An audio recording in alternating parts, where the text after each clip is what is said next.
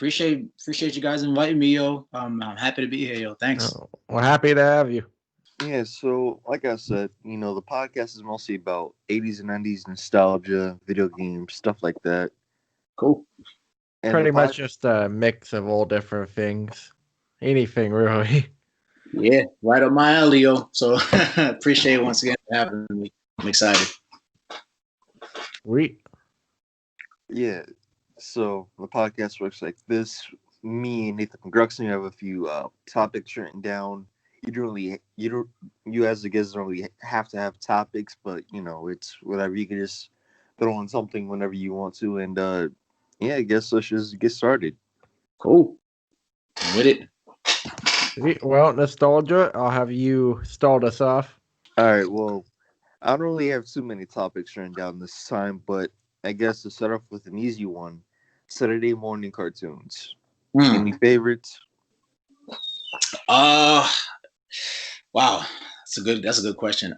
Yeah, I was into Fox Kids network in the 90s. So Saturday morning cartoons was like Spider-Man, X-Men, Eek the Cat, The Tick,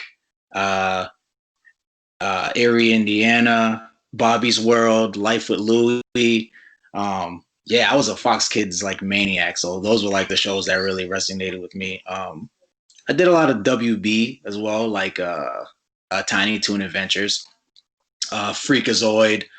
Yeah, there's just so many of them. I could like even Nickelodeon too. I was like into like Rugrats and Red and Stimpy. Like I watched it all.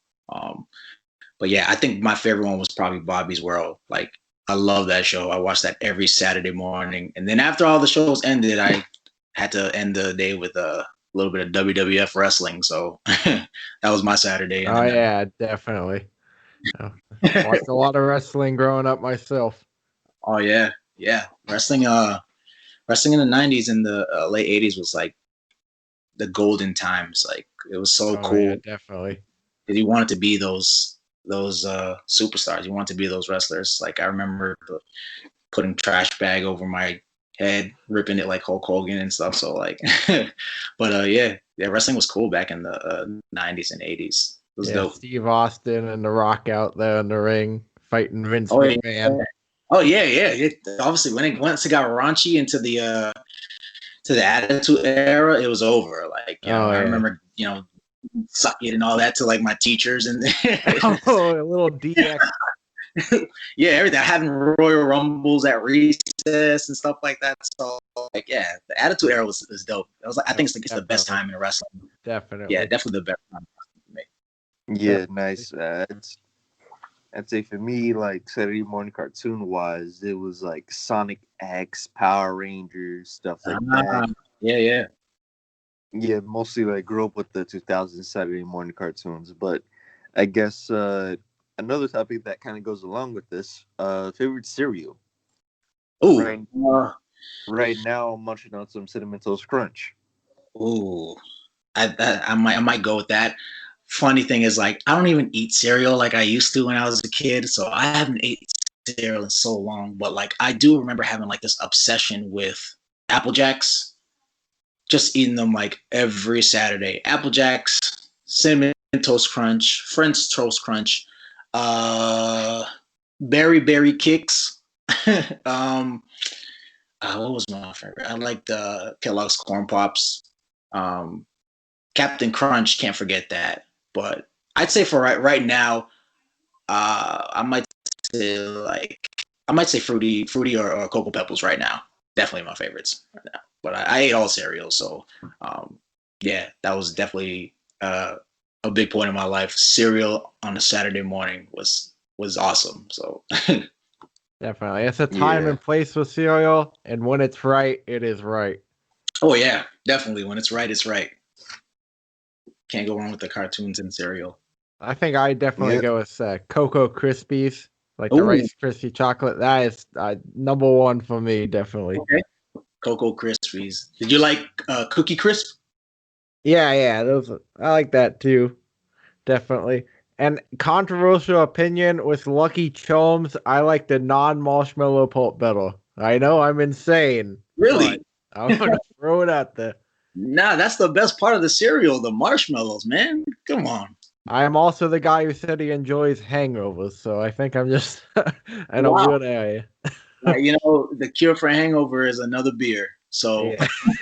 The recovery. that always works for me. So Definitely. I think I'd go with Cocoa Krispies is number one, definitely. The Reese's one deserves some respect. There's so many types. The worst looking cereal is the Sour Patch Kids one. I don't know why. never had Yeah, that one looks disgusting. Sour candy and milk. Like, who thought that would be a good idea? it. Yeah, never had it. I'm glad I didn't. I don't think I've ever heard of that, or maybe I might have come across it, but they had so many like variations of like when they came out with what was it like Oreo cereal? Oh Oreo. yeah. I mean, those are okay, but once they start overdoing it, I'm kind of like, no. I also have to give a shout out to the Smooth cereal too. It was gone for a while, and then they brought it back, and they've kept like the box design is super basic, and it's just right. That one's always good, underrated.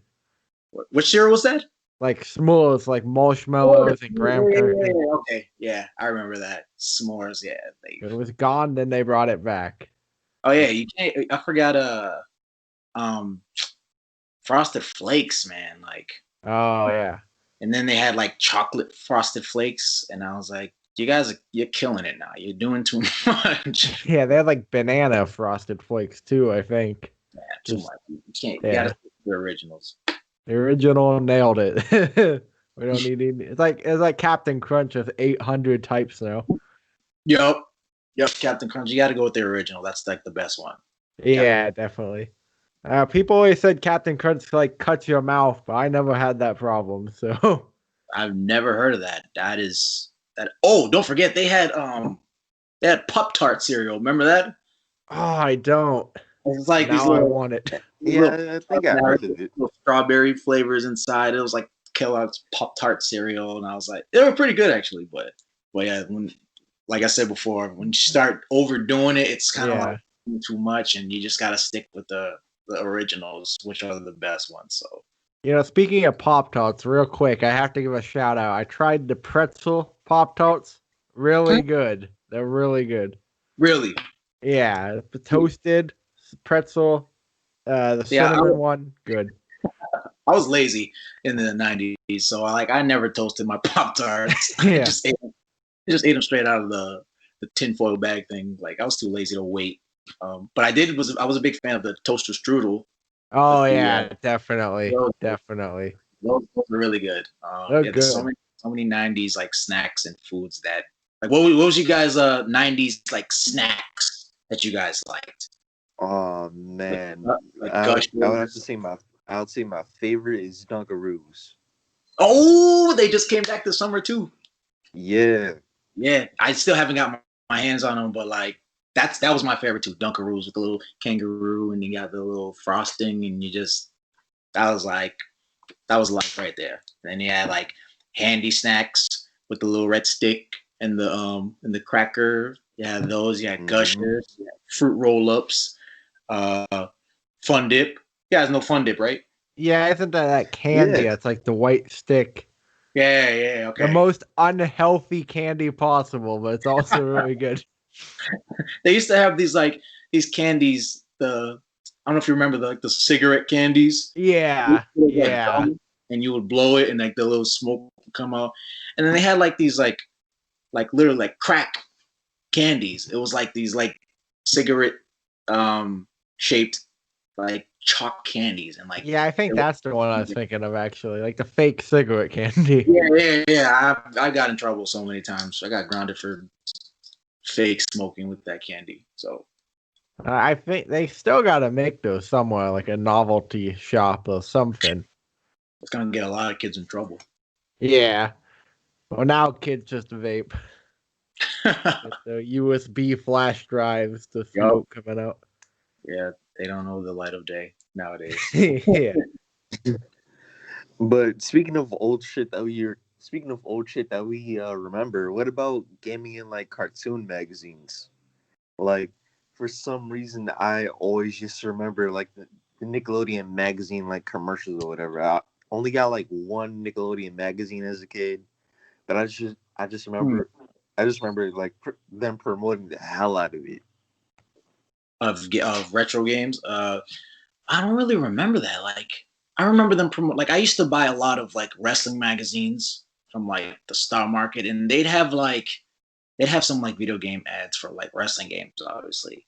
But I was like mostly hooked on like Nintendo Power and Game Pro, and there was another electronic monthly gaming. Like I would like get a stack of those when I was a kid, and like I lost all of them, so I was like so upset. But I do remember. Actually, I do remember like there was magazines of like Nickelodeon magazines like promoting video games and the Disney magazines as well. Um, yeah, but they don't do stuff like that anymore. It's crazy. Yeah, Like no. you know, it's weird how it's transitioned to like it's doing its own thing. But yeah, I do remember seeing like a Ren and Stimpy ad for the video game, and I had to go out and get it too for Sega Genesis. The But best thing about Right. magazines too is and I got a bunch of, as an aside, I got a bunch of the old wrestling magazines actually in my closet from the 80s. It's cool looking back at the old black and white photos. Yep. The best thing about magazines, definitely as a kid, is cutting out pages and putting them up on the wall. I still do that to this day. Like I Definitely. cut them out, get them framed at a store, like something that's really nostalgic, and I'll just hang it up in my game room. Because like I keep scrolling through them, and I'm like, I don't want to just keep seeing. I want to like, Yeah. present it on the wall. It's Love to see better. like all. Yeah, definitely. Well, it's better that it's. Some people get mad about cutting the magazine, but it's better that it's up on the wall for display than trapped in the magazine. Right. And I have a whole bunch of magazines, so it's like I'll be all right if Yeah. I'm missing. Yeah. You could always put it back in the magazine if you really had to, but it's better on the wall. But the thing that sucked is if you take it out of the magazine and you like rip the you rip the Oh, picture. yeah. So you gotta like tape it and then put it gently into the frame, make it look like it's not ripped. It's always that little bit, the last little bit that rips too. Yep. What was that last corner piece? Yeah, definitely. No, I know this doesn't really have to. I know this doesn't really have to do with cartoons or video games, but one magazine I personally remember is Thrasher fucking magazine. I don't know if anybody else was into skateboarding when they were a kid, but that's one magazine I definitely remember. Thrasher. Wow. I completely forgot about Thrasher. I went through my phase when I was like into, Tony Hawk video games and like Dave Mirra BMX. And I was like, oh, I can do that too. But I was never good at skateboarding or anything like that. But I do remember Thrasher magazines. I do remember asking for a skateboard and completely sucking at it. I can look like the skater type, but I cannot, skate at all. And plus seeing all like those videos of people like breaking their bones and stuff, I was like, I'm good. But yeah, I do remember playing the hell out of Dave Mirra BMX for the PlayStation 2, just playing it every day at my friend's house and just being obsessed with that game because of like the ragdoll animations when you fall off the bike. I was always like obsessed with that because it was so realistic. But yeah, Dave Mirra, of course, all the Tony Hawks. Yeah, there was so many. Like I was a big Tony Hawk fan, but I wish I can skate. Oh, I was into rollerblades too. So what's the game? Too Extreme, aggressive inline, Too Extreme. What was the other one? The Cool Borders, but that's like snowboarding. 1080 snowboarding for the Nintendo 64. I was into all that. I had like my phase when I was going through just skateboarding and snowboarding and rollerblading and all that. But yeah, that was a great time, like in the '90s for like skating and yeah, just those memories are dope. Yeah, skating was really like the big movement was the kids back then in the 90s. That was kind of like the prime of cool skating culture and all that. Oh yeah. Yeah, I actually remember I got my like first skateboard at Zoomies or whatever. As soon as I step on it and I try to ride, I fall on my back and bust my ass at the store. It was it's funny now, but Yeah, that's where I go. I go to Zooms to buy all my Vans.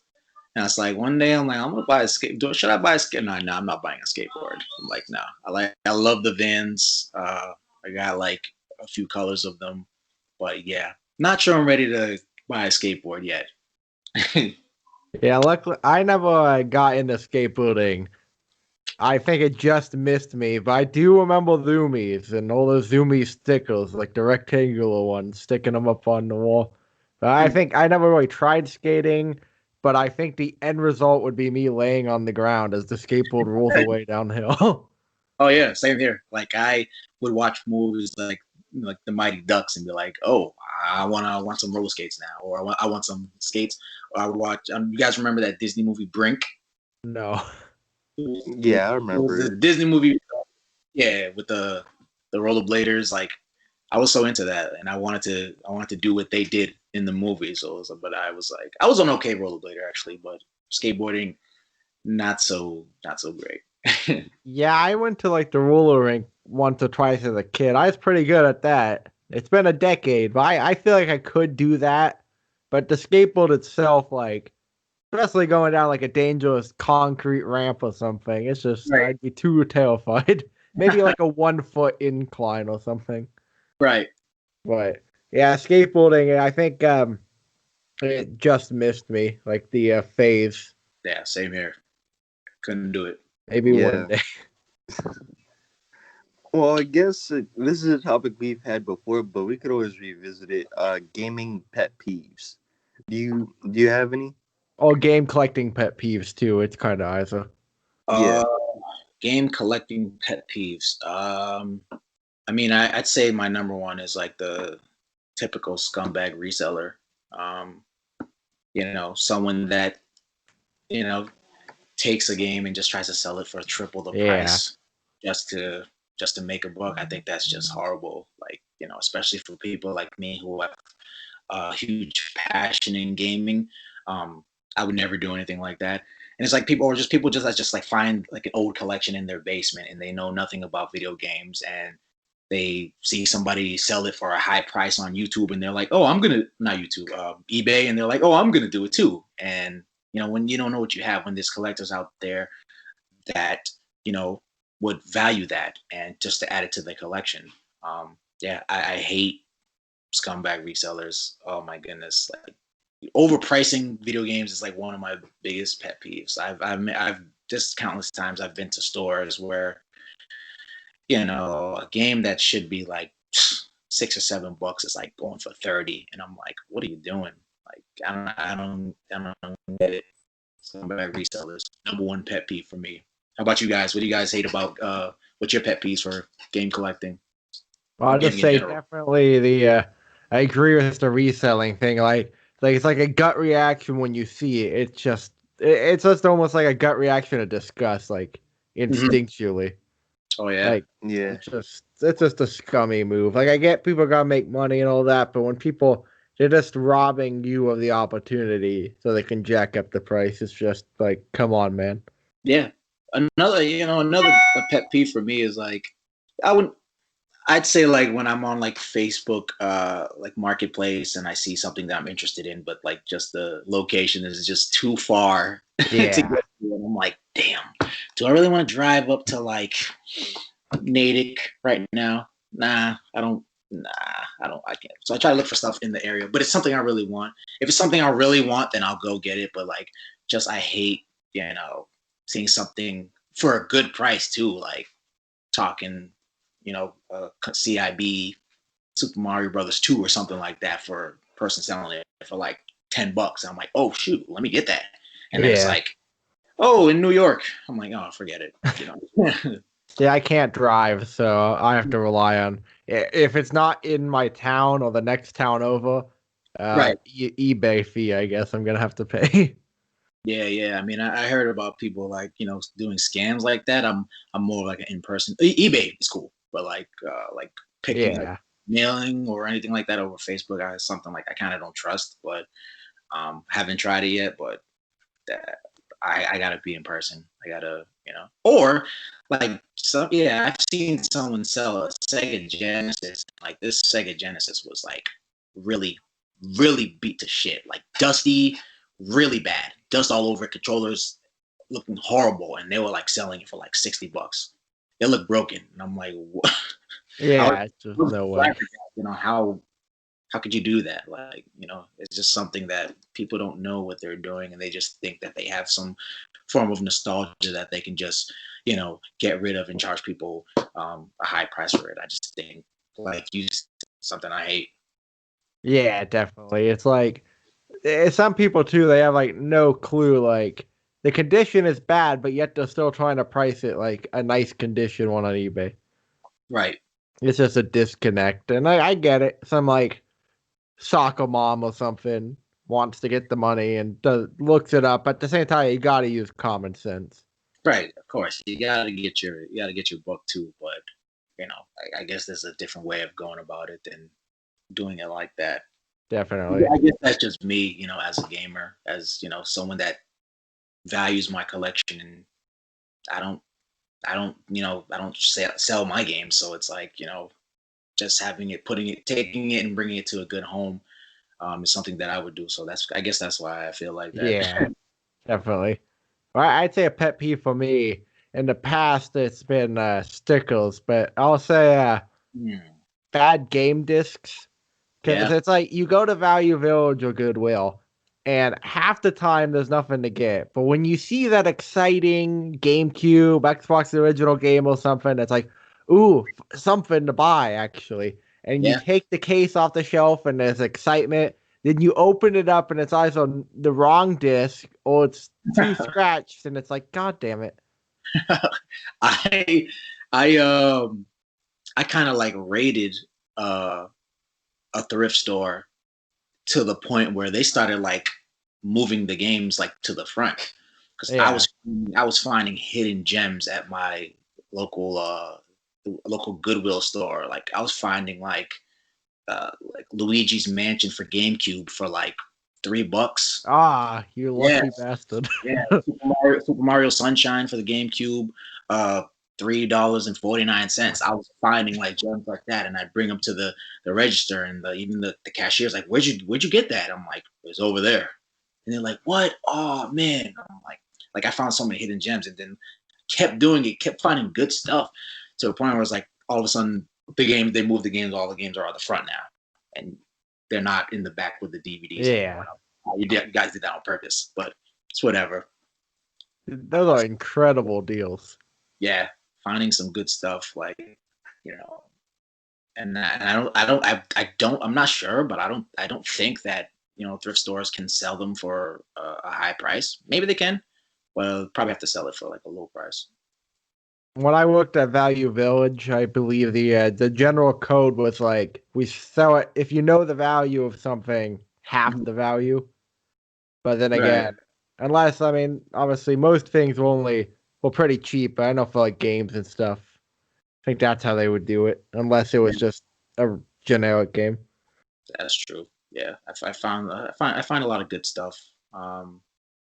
Yeah, but even just like gaming like T-shirts or something like that. I found like tons of good gaming clothing, for like a couple bucks, like a Halo 3 shirt, or like a dope Teenage Mutant Ninja Turtle shirt or whatever. And like, I'm like, nobody's seeing this right now. Okay, I'll snag it. Also, a lot of good books too you can find at Goodwill. Yeah, like, a lot of them. Definitely like cheap books that I found. At thrift stores. It's dope. I love thrift shopping. Come up with some good stuff. But the thing about it is like you got to be patient, and the majority of the time you're not going to find stuff. So it's like you can get lucky. A lot of people get mad because they don't find anything, but it's like you got to be patient. Keep trying. You'll find something. You'll come across that hidden gem somewhere. So. Oh yeah, definitely. It's just a persistent amount of time. Definitely. Now, for pet peeves though, aside from the like wrong or damaged disc, I think it's just like when there'll be 20 games, but they'll all be Madden. Yeah. Just like the lack of like non-sports games, like the PlayStation 2 sections, they're just clogged with Madden and like at Goodwill. It's annoying. Yeah, that happens a lot. Even like just online, people selling like game lots, and there's just like a whole bunch of Maddens and NBA Lives, and it's like Yeah. games, and it's like, but it's like the value, I guess, of sports games is like not really high. Nobody can get rid of them. That's why Yeah, they have to try to mass. I must have a stack of like Madden, like 5 or 6, 7, 8, maybe Madden games in my closet, just stacked up. But it's games to add to the collection, so I don't mind it. Yeah. I just wish there would also be other games on the shelf at Goodwill. Oh, of course, yeah. You just got to keep trying, man. Just keep trying. You'll find some good stuff. Trust me. Yeah, definitely. It's the Oh, journey. nostalgia. What else some pet peeves you got? Well, this is kind of a small one, but it's like rotating between systems. Hmm.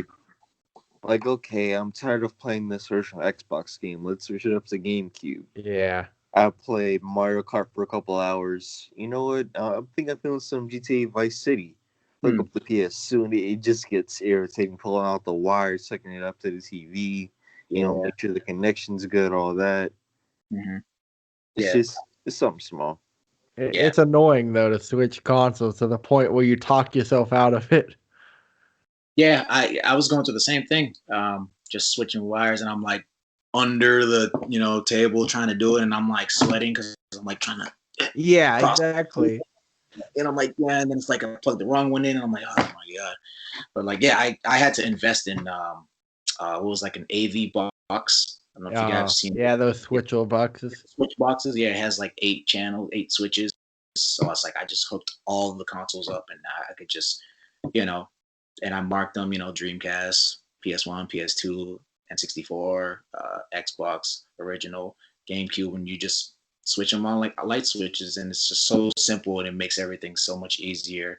But there's only 8, so it's like if I want to add a console that's not there, I gotta go and but that rarely happens. It's once in a blue moon. Depends on what I feel like playing. But yeah, that did wonders for me, and it made obviously the gaming experience like so much easier. The switch boxes. I tried the switch box thing and eventually slowly fell apart, and now they're all packed away on a shelf, and I would one at a time. But that perfect though, you perfectly described that moment. I think we've all had like on the ground sweating, trying to plug shit in to switch the damn console. Yeah, it's annoying. I hate it. Just like under there, and I'm like, and by the time I'm done, finally plugging it in, I don't even want to play anymore. It's like Exactly. I'm just like sweating. I'm like, oh, all right. Or it's just like I don't Now, anymore. Yeah, it's more of a pain than it looks like just to switch a damn console. Right, exactly. now another kind of small one for me. This one doesn't really count because I guess it's just for me, but it's just like that retro gaming burnout. Like you're tired of playing old retro games. You just want to play. You just want to play a modern game for like a few days. Right. You're tired of just hooking up the GameCube, hooking up the OG Xbox, PS1. You just want to play modern games. Yeah, I mean, sometimes you can get tired of that. I definitely 100% feel you on this. Sometimes I'm like, it's not only about retro games; it's modern games too. You want to play that, throwing that Call of Duty or whatever. By the way, I'm not a Fortnite fan, so Same. but yeah, I get that completely. You just want to play some new generation games, and it can get boring, But for me, sometimes I usually play video games. It depends. I go into a mode, and it's like, how do I feel for the week? And the way I play is like I'm in a certain mood for this week, and I'm obsessed with this certain genre of gaming. So like for one week, I'll be just watching nothing but Resident Evil videos from the past, all the all the Resident Evils throughout the years, and I'll just be like obsessed with playing Resident Evil. And then a week could go by, and I'll be like, I'm obsessed with like just arcade games. So I'll use my Pandora's key and just like go through our arcade games, and then like another week I'll go through shmups, and then another week I'll go through. Recently I'm on a Super Nintendo tangent right now, so it's like it depends on what you feel. But I get you. Sometimes you don't want to play retro games. You want to play some new stuff. You just want to like get away from that old stuff and see the new graphics and stuff like that. I completely get that. Yeah, definitely. Yeah. Like you'll fall. Like I've had it where it's like I fall into a week where it's like I'm just gonna be playing the Friday the 13th game online every day. That's the only mood I'm in to do. Mm-hmm. And then other days you get back and it's like, well, it's Mario Kart 64 time. Yep.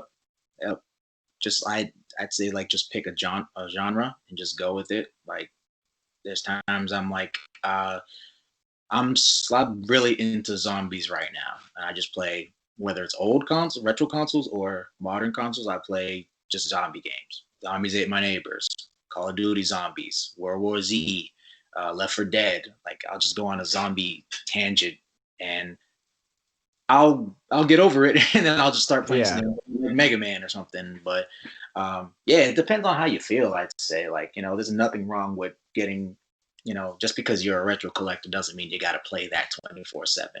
So, and a lot of people think that. But yeah, play what you feel in your heart, man. Whatever you're feeling at the moment, definitely go for it. Right. That's because you have the collection. The pressure. Sometimes you feel pressure to have to make use of the collection. The collection is a library. You own it for whatever game you're in the mood for. You'll have access to at the time. Exactly. That's how I wanted to start my gaming collection. I was like, and a lot of people think because I have this gaming collection that I've played every single game that I own. No, that's never the case. It's just like you said, I have a library. People come over. Do you have this? Do you have that? Yeah, check the library. And you pull it out, and sometimes it's fun to like. I love going back and seeing just one day just standing in awe and just seeing what I have, and I'm like, wow, I didn't even know I had this, and I'm just like pull it out. Like, let me try it today. Like it's cool having a library, so it's not just constantly playing the games every day. It's just like having that nostalgia feel in your game room and being able to resonate and just soak in your collection and see what you have and just knowing that it's there. If you ever want to, play a game, that it's always going to be there and you have a library for any title you want to pick, no matter the genre. I think that's like so awesome. And that's a goal that I always wanted to fulfill, and to finally fulfill something like that. Like I'm really proud of that. I'm really proud of my collection. So yeah, definitely. See, I also I was burned out kind of in a different way, where it's like I finally broken it to a degree, but it's like I feel a level of guilt when I play a video game where it's like if I'm gonna play this for 12 hours, I have to be recording and I gotta make a video about it. Like it's like a guilt where it's like to turn every video game into a project. Yeah, and I finally broken that. Where it's like I'm not gonna record it, not gonna plug the capture card in. I'm just gonna play it. Right. Yeah, of course. I feel you. That's how I was feeling too. Like I'm playing this now. Should I review it now? Should I make a YouTube video and review it? Exactly. I'm like, no, I'm just playing a game. I'm just having fun. I love the experience. So like if people ask me questions, I'm like, yeah, I play this. I can tell you what it's like. But I think that's dope. I wouldn't say make everything. Yeah. You got sanity. Just take some time for yourself, play your games, and just relax. And then something will come to you to make a project out of. So, it takes time. But don't ever feel you got to make everything a project. And I get that because I've been there too. So yeah, and that's how I justify it now. Well, it's just like, no, but it is for YouTube because it's adding to my knowledge of overall gaming, and that's how I've been able to justify it. Right. And it's a lot of work, making YouTube videos. It's at the end of my videos, I'm like sweating. Yeah. Jeez. Yeah. The way I make my YouTube videos is like I try to do it in one take, to like perfect it and to practice like public speaking. So it's kind of like a challenge for me. And sometimes I'll like get to like the ending mark of the video perfectly, and then I'll mess up, and then I gotta do the whole video over. So that's what really sucks sometimes. But yeah, I definitely feel that. I mean, what are you guys? What are your favorite? What are your favorite video game characters? If I may ask for you guys. Alright, so I have nostalgia go first. I got some in mind for me. For me, I would say Tommy Vercetti, Sonic the Hedgehog, and Mm, Master Chief. Master Chief, good one. Love that one. Master Chief. Yeah, Yeah, I've always been a huge Mega Man fan. Um, yeah, I definitely got to go with Mega Man, the Blue Bomber. It kind of like resonates with me because like the first game came out kind of like when I was born, like in December of '87. That's when the first Mega Man was dropped. So it's like it's a calling to me. I'm like, yo, I love this guy. You know, no matter what, I always go with Mega Man. Even in Marvel vs. Capcom 2, like I always got to go with Mega Man. Um, I don't know, it's just something about him that just like resonates with me. Him and Rush, the dog, and stuff like that. I just love Mega Man. Um, yeah, Mega Man's my guy. Um, let's see, what else I like. Huh. Can't even answer my own question. Mega Man. I like Sonic the Hedgehog as well too. Um, I like Cloud Strife. Um, yeah, those are probably my. Oh, how could I forget this? I am a huge Max Payne fan. Oh So yeah, definitely. Max Payne, that's probably my favorite game of all time. To be honest, Max Payne is. I love Max Payne. That got me through high school. Every summer, me and my brother play Max Payne and try to beat it every single summer. We always do. But once we get to the third one, we kind of like play half of it and just like turn it off. I don't know what it Yeah. is. Like I've completed the third one, but for some reason I just can't finish the whole thing again. It's just like we run out of like, love for it at that time. But like, yeah, Max Payne 1 and Yeah, 2, definitely. definitely my favorite characters. Max Payne yeah, 1 too has such a like nice aesthetic to it compared like the dark theming of it where it's like midnight. The subway station was empty. Yeah, Death yeah, was in the air. It's yep, just like those cutscenes. yeah. Angelo Punchinello, like I love that. Like Yeah. it's all dope. Like, uh, and I'm like such a huge fan of it that I bought it for every console that it's available on. Like I bought it for the Max Payne 1 and 2 for the original Xbox and PS 2, Game Boy Advance, and I bought it for PC, and I don't even own a PC.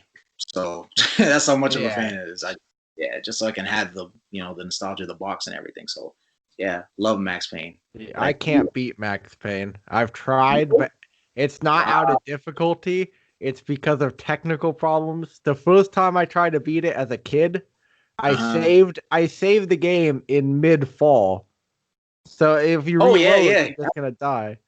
That was a dumb maneuver. Yo, Last time I tried to play, I unplugged the damn console, so it's just something stops me every time. it's funny you say that. I thought nobody else did that. My cousin and I used to always do that by accident, save it when he's like Yeah, about to hit the ground, and then it's like, oh damn, I'm glad I'm not the only one. starts off with the ground, so you got to start all over. That's mad funny, yo. Like that's one highlight. That was mad funny about that because I used to do that all the time. Max Payne. What do you guys feel about what were hard, annoying levels that you guys played? What was like a hard level that you guys just like tearing your hair out over? All right, there's this game called 25 to Life, and Oh yeah, the got that game. last mission, you have to kill this woman cop, and she just keeps spawning SWAT team members, and I think her health might regen, and half the time you're colonel down, just running low on ammo, and it's annoying. 25 to life. I haven't played that in so long. It's 25. an old one. Yeah, I do remember that game. Great How about soundtrack. you? Oh yeah, definitely great soundtrack. Hardest level, nostalgia. Yeah. All right, this one I'm still trying to get through today. This one is fucking hard. It's Marble Zone on Sonic 1. I still can't beat it. Wow, that's a good one. Like Marble Zone. That's with the lava, right? And the you got to ride the bricks. Yeah, Marble Yeah, Zone. it's right after Green Hill Zone. Wow, I mean, you can beat that. You got it. No, I have been trying it ever since I got it. Ever since I got Sonic Mega Collection, I've been trying to beat this level since I got it. I cannot go through it. With the spikes that drop on you. Yes. Yeah. Yeah. Yeah, you gotta be patient. Like, that's a tough level. And it's so early into the game too, so it's like it's like the second level or so. So that's a good one. For me, I have two. One is from a game, and the other one's actually like a total a game. First one is Max Payne, obviously, the Blood Trail. Um, and if you haven't played that part, it's basically Max Payne. Spoiler alert: he starts hallucinating and he starts dreaming, and you have to be him and run on this like thin blood trail, and it's like a maze. It's a blood trail, and you can and you hear like a baby crying in the background. It's like mad creepy. Look it up on YouTube when you get a chance. And you just have to run on this thin line and jump from like line to line. It's so annoying. I remember I kept dying on it, and you can make it to the end, but it's like you could be wrong. You could be hallucinating and make it to the end of it and make it to the room, but in reality, you've just started from where you were before. It's mad annoying. Yeah, it sounds annoying because like the movement in Max Payne isn't the sharpest thing, so it sounds like it'd be difficult. Yeah, you got to be like really like on point where you jump, you fall off, and it's annoying.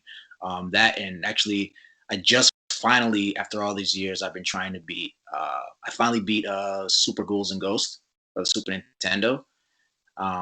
That's a really hard game because you have to. Spoiler alert again! You have to beat the game twice and and the bosses are not so hard, but just the levels are just brutal. Like people, enemies are coming at you left and right. And finally, when you get to the end of the game to save the princess tells you, "Oh, you need to go back to the beginning and get the goddess bracelet to defeat Sardius." So you got to go all the way back after you just did all of that and do it again. So you have to beat it twice, and that was annoying. And like I finally just did it, but that was one game that I've been trying to beat for years. Definitely Super Ghouls and Ghosts.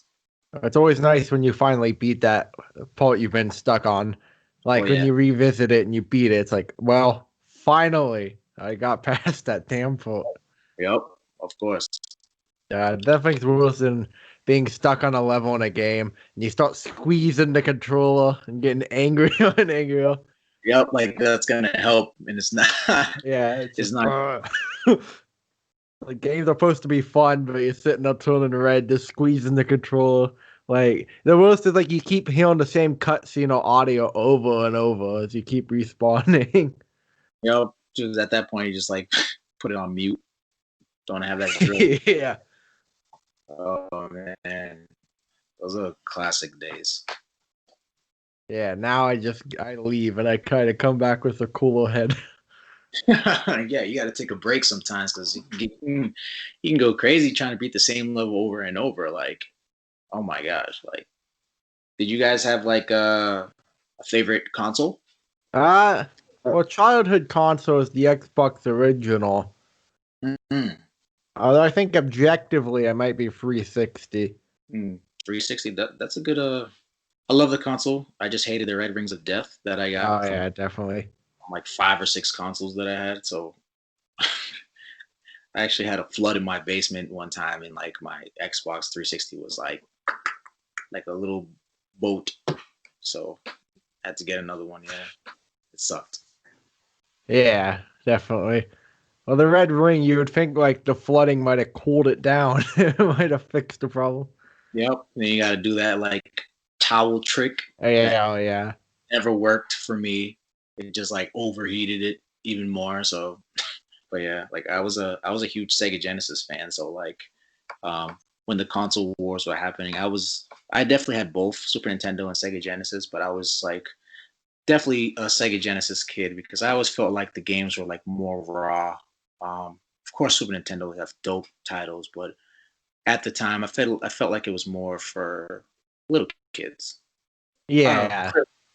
Clearly, I don't feel that way now, but it's like, yeah, Sega had like, Streets of Rage, Streets of Rage 2, like those were my games. Like clearly, Sonic the Hedgehog, Sonic 2, like Musha. I love Musha.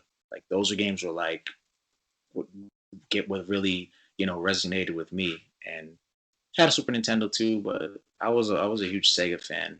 Um, yeah, I grew up uh, just playing Sega every day.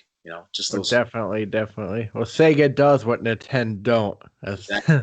I remember the slogan. Yep, but Nintendo.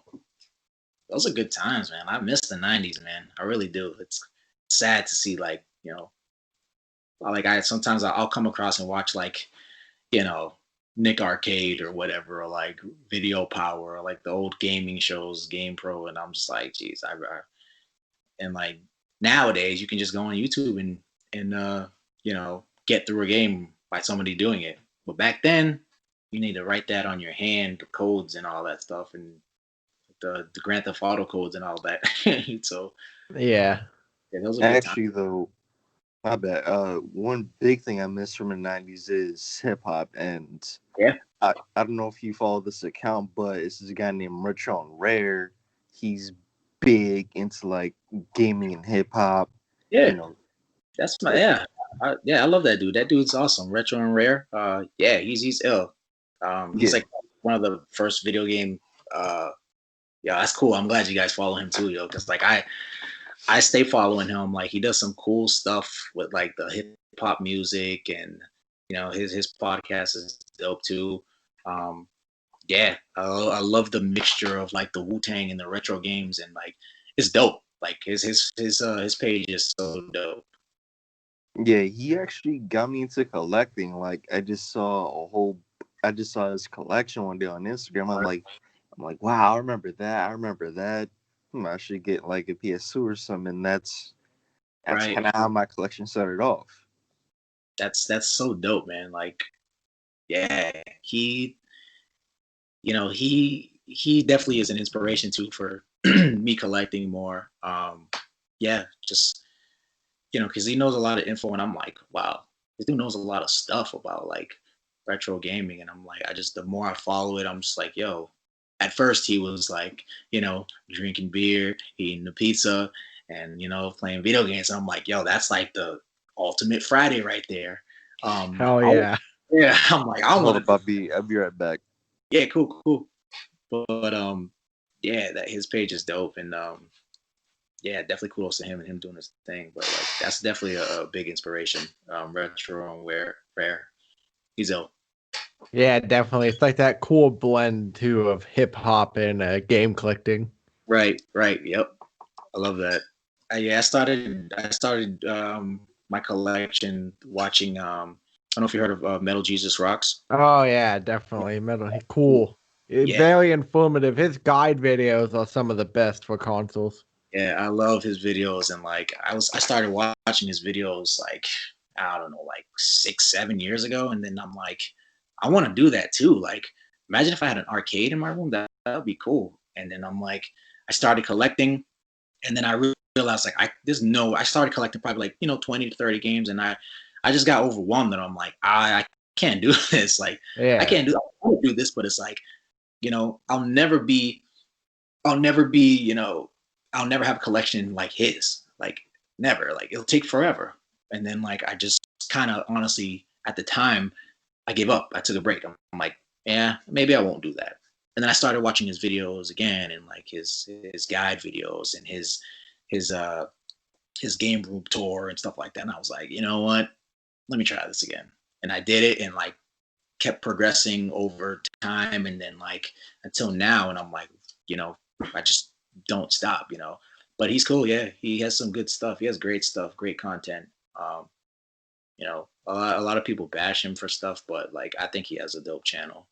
Yeah, definitely. That's like that sect of people who hate him. But Metal Jesus is cool, and his guide videos really are like great for a console. Like even if I'm into collecting the console, I'll watch his guide video because it's fun. Yeah, and you got like all his whole bunch of friends, that Drunken Master Paul and all Oh that. yeah, Yeah, Radical Reggie. Radical Reggie, Kinsey, all them. Like, I actually have one of my friends. One of my friends is also from Seattle, like Metal Jesus. And last summer, um, before this whole pandemic hit, he went to Seattle to like visit his mom and stuff. And he actually visited Pink Gorilla. Yeah, what's that, He visited Kelsey? Kelsey's store. He visited and he met her. And he did it for me, and like I really appreciate that. Shout out to him, my friend Byron from Seattle, and yeah, he got me a Pink Gorilla sticker from there, and like he got me a controller, a video game controller from there to put in my collection. But that was dope. I gotta get down. I gotta get down there one day. I was planning on going this summer, but you know what how the world's going through right now. Like Yeah, yeah, it just sucks. But one day, even like yeah, definitely. Well, I mean, I live like 40 minutes outside of Seattle, and even I can't get there, so don't feel too bad. oh wow, are you guys both from Seattle? No, Nostalgia, he's from somewhere. I don't know where, but he has a East Coast I'm time. yeah, I'm from New York. Oh, and why? Yeah. New York, Seattle. Oh, collaboration in Boston. So Nice. Yeah, I don't know why so many game collectors are in Washington State, though, like the Seattle area. I don't know why. It seems like every one of them is. yeah, yeah, it's a really good place to. They have a lot of gaming places over there, and like I think the Nintendo headquarters is over there too. So it's like, Yeah, plus Microsoft. yeah, exactly. But One of my friends used to work for Nintendo. The same guy from Seattle. He works for Nintendo for a little bit too. Um, and he said like the experience wasn't as great as he thought it would be. yeah, He was working at the time when like the Wii came out, so he was just like testing video games. He didn't work there long, but it was okay for him. Nothing nothing big about it. That's what he said, but yeah. I'd love to work there. See, my issue though is living in Washington State. I don't drive, so I ought to be living in like Middle America because I'm too far away from any like the 800 game stores we have out here because I don't drive. If they're not in walkable distance, which i.e. 2 blocks from my house, Right. I'm not gonna be going there. Yeah. It's a hike. At least you're there. You're you're in one of the meccas of gaming. So Yeah, it's close enough. yeah, and I was a huge Seattle Mariners fan growing up as a kid too. So I was a huge Ken Griffey fan. So um, yeah, I don't know what it is about Seattle that drew my attention. Yeah, Washington's a cool place, but the stereotype about it raining too much is true. I was gonna say that. Doesn't it rain there too much? I heard. Washington for a reason. It washes you away with the rain. Gotcha. And definitely. Nostalgia, you got any more topics? Or? Yeah. Any couch co-op memories? I say gotta go with GoldenEye. Oh yeah, definitely. GoldenEye and Bagel Bites. Like yeah, playing a lot of GoldenEye, Conker's Bad Fur Day. I was obsessed with that game. You guys heard of that, right? Conker's Bad Fur Day, Nintendo. Yeah, definitely. Cool, Yep. yeah. We did. My friends and I always used to do like the multiplayer mode with the squirrels and the teddy bears, like chopping each other's heads off and like shooting each other with snipers, and we just have like battles. Like, and one memory that I remember having is like I would have 4 friends over, and I would just like we would all like tape the screen so nobody can look at each other's screen. No Well, screen peeking. Yeah, like how you know where I'm at? Well, stop looking at my screen. So it's like we just had like, and there was like bunk beds at one of my friends' house too. So one of us would like be on the top bunk and get the top right corner and see only that. And someone would get the left corner standing. The other one would sit in a chair and get the bottom left corner, and the other one would get the bottom right corner. And no one could see each other's screen because we like taped it and put a blanket. And that was like that's multiplayer back in the day. Like That's like Yeah. that's nostalgia right there. And yeah, having a lot of battles with one of my friends, Greg, who was like at the time he was like the master of like Street Fighter, Third Strike for the Dreamcast, and like he used to whoop my ass all the time, like 24/7. Like, and I remember I beat him one time, and like I rubbed it in his face till this day. But because one of my characters was Gil, the guy who can resurrect. He has this special where he can resurrect if he has the special, and I just whooped his ass. And yeah, and like just arguments, losing Oh friends. yeah. GoldenEye, the GoldenEye facility level was my favorite, and hiding in the bathroom stall. So yeah, so yeah, those are like dope moments from the '90s. Yeah, a lot of couch co-op memories. How about you Nintendo guys? 64. Yeah. That a Well, lot of co-op well, there, definitely. Mm-hmm. this is one memory I had, and I know it's kind of fucked up today, but me and my cousins, we used to play GTA San Andreas. We didn't know it really had multiplayer, but we pass the controller, you play. When you die, you pass it to the next, Yeah. and we would always pass each other the controller.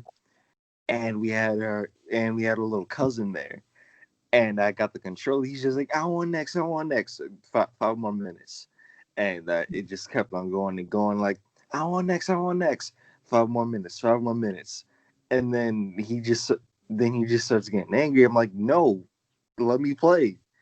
And then of course he runs over to mom, and I have to pass him the controller. But that's just like one small memory I have with like couch co-op. Like, I know it's fucked up today, but yeah. Yeah, it's the classic. Hang on, I want to do something real quick. When you're Oh, trying to pass the controller.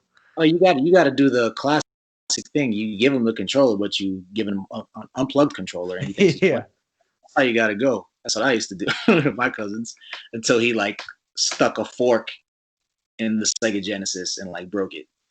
So no one got. It's quite the response. Yeah, he was an interesting kid. I guess he enacted revenge. You can't take that away. Yep, it's throwback. Yeah, that's the classic, like, little sibling or something wants to play, so you give them, like, you tell them they're the second player when it is done. Yep, a plug controller. Yeah, I was always the second player because I'm the younger sibling too. So like, I was always Luigi. My brother was always, Yeah. and I was like better in video games with him. But like, he was the older brother, so he always had first player. So he was always Mario. I was always Luigi. He was always Sonic. I was always Tails. Like, and that's how it always was. Like, um, I would help him out with Tails, and Tails has like unlimited lives in Sonic too. So um, yeah, he was Billy. I was Jimmy, and I think Jimmy's the older brother. But you know, we always like had like sibling rivalries of like certain games, like even in basketball games, like the early NBA 2K for the Dreamcast. Like he was always Allen Iverson, and I was never allowed to be Iverson. I can't be him because that's his character. So yeah, it just brings back so many memories. How many fights we got into over that. So like it's really funny. Yeah, always. So always a lot of fighting going on with co-op. Like, oh, you were looking, or you cheated, and caused them. Like, if you gave them the broken controller, quote unquote. Yep, broken controller, sticky controller. Yeah. Yeah, I remember this one time I was playing Xbox 360 with my one cousin. He had like, and this was when the Xbox 360 first came out. He had the white controller, and he gave me this clear blue controller with all the unnecessary buttons and the white joysticks. A wildcat. Yeah, Yeah. yeah, man. No, those are some good memories. Oh yeah, definitely. I have a lot of co-op memories for me. Is I've talked about it before, but I was on Mario Kart 64 battle mode, block foot. Ooh, The ooh. funnest fucking time ever. If somebody called me today, and sorry to you both of you, but if somebody called me and said you need to come to my house and play battle mode, I'm fucking out of here. And also Halo Combat Evolved and Halo 2 multiplayer all the way. Halo 3. I think my favorite is Halo 3. That is a great one. That's like the best one with the whole team battle. Like that was like I remember getting that and like just and my friend telling me about, yo, you ever heard of Call of Duty? I'm like, nah, I don't care about Call of Duty. What do you mean? Halo's where it's at. Halo multiplayer. Definitely. Halo big team battle. All the way. Battle, capture the flag. That was like the dopest. Hell yeah. I loved it. Slayer. Like that. Those sounds like badass voice. Yep. King of the Hill. Like those were fun times though. I loved Halo. And kind of like it sucks how kind of Halo fell off in a way. Nobody really, I mean, hopefully this new Halo Infinite is good. Hopefully the Xbox Series X can, you know, make it look good, you know. We can hope. Yeah, it's hard to have faith with the free industries. Oh yeah. What are you guys getting? Xbox or PS5? I'm getting a PS5 day one. Yeah, same here. You know, I'm a huge Xbox fan. I always have been. I was a huge PS2 fan. Yeah, I was always Team Xbox, but like, you know, my cousin like he like convinced me just get the PS5, and I'm like, all right, cool. I mean, as long as it looks good, as long as the graphics look cool, then and it's faster loading time and all that. So, yeah, I'm convinced. Maybe further down the line, I might get the Xbox. There's probably going to be no really difference in graphics. Yeah. Just what you know, what you want more, what you're, you know. But yeah, I think I'm gonna take a leap and go for the PS5 this year. Yeah, I'm holding out. I've decided I'm in a weird place where I prefer playing on Xbox, but I also have the PS4 for the exclusives. So I have so much invested in Xbox, like account wise and stuff. Right. But also, like, I feel like I haven't gotten my money's worth. So I'm gonna hold out for a few years and buy all the games from this generation that are cheap and make sure I get my money's worth. Also, I'm too broke to buy a new console, so. Yeah, I mean, that's not a bad decision. That's what I mainly thought about was like, man, I got all my achievements on Xbox. I'm like, I have a PS4 too, but like, I play it, but not just for the exclusive, like Final Fantasy 7 Remake and like, you know, like MLB The Show, like the exclusives. Like, yeah. But if I'm gonna get a game, I'm like, all right, I'm gonna get it on my main console, which is the Xbox. And now it's like I feel like I'm starting all over. You know, like I don't have millions of trophies and stuff like that from the PS4. You know, I just want to get it to like, you know, just in case, play Days Gone, like games like that. Yeah. But you know, that's the main thing that's really bothering me. It's not even about graphics. It's not about which console is better. I'm just like, I have all my time invested into the Xbox over like, you know, the past 10, 15 years through the, you know, 360 and moving on to the Xbox One. So it's like, do I want a PS5? And like, you know, but you know, I guess it doesn't matter if, you know, it doesn't matter. At the end of the day, I just want some good graphics and I just want some good gameplay. Right. Miles Morales is supposed to be dope too, so I'm definitely looking into getting that as well. Yeah, definitely. When it comes to modern games, I'm definitely hyped for Cyberpunk though. Yeah, 2077. That game looks awesome, especially because it got Keanu Reeves in it. So like, that's what makes it more awesome. But yeah, there's a lot of titles that I want to get. Like, I still have to get Ghost of Tsushima. Haven't tried that yet. I'm kind of wait. Actually, I pre-ordered NBA 2K21 for the PS5, and I know it comes out like in a couple weeks. I'm just gonna hold off and not play it, not get it for the current gen. I'm just gonna wait till November and get my mind blown. I'm gonna buy a whole new TV. Nice. I'm gonna buy a whole new 4K TV because I want that experience. You know, I want my money's worth. So I definitely they'll be worth it. Yeah. Now, this is kind of a weird topic, but does anybody remember console wars? And does anybody have any like small memories of like console wars, like during the Xbox 360 and PS3 era? Because I know back then it was kind of huge. You know, it's either you got the PS3 or the 360. Because I know the Wii didn't really count. Yeah. Yeah. That's a great question. Yeah, I was a huge Xbox fan, so I stuck with Xbox 360. And I know people were saying like, the PS3 has a Blu-ray player, but I felt that for me, this is just my opinion. Like I always felt that like for I think Xbox 360 is like for gamers, and the PS3 was more of an entertainment system. Like you have your games, that's Yeah.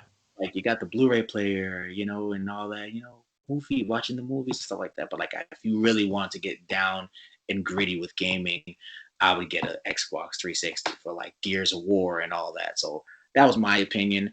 And even though like as many times as I got uh the Red Rings of Death, I stayed like loyal. I stayed loyal to the 360, and I must have went through like 7 or 8 of them, but I stayed loyal to it because, until like I finally cracked, and I was like, okay, I got to get a PS3 further down the line, because like they had like some exclusives that I really wanted to play. I think there was one that I really wanted. It was like House of the Dead 4 was a PlayStation 3 Yeah. exclusive, digitally, and like I bought the PS Move or whatever, the gun, and like just had a blast with it. But yeah, I was always a Xbox 360 fan, and I do remember the console wars too, because I remember saving up my money working at a like a pizza restaurant, um, to go to drive right to the nearest Best Buy and grab the 360. Yeah, those are the times, like console wars. Plus, like Yeah. Halo 3 was like Halo 3 was huge Yeah. when it came out. So yeah, like I had to have that, And I, definitely. I think we have the same mindset too, where it's like we play on Xbox, but at some point during the generation, we got to get the PlayStation for the exclusive games. Right, right. That's why I got the PS4. Yep. Yeah, like I picked up a PS4 like not too long ago, but I'd say maybe a year ago. I feel like it was just time to have one, and I'm a collector, so it's Right. like eventually I want all the consoles. I mean, if I get the PS5, eventually I'm gonna get the Xbox One, Series X. But yeah, like just I want it all. Like so Yeah. just add into my collection, add into my repertoire of gaming. So Eventually, I will own every of the 5,500 Pong consoles too. One day, I'm gonna yeah, own them all.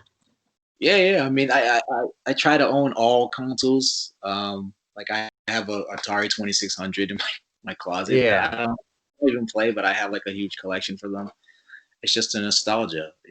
I want to have access to everything. And you learn They're something new cool every to day. have too.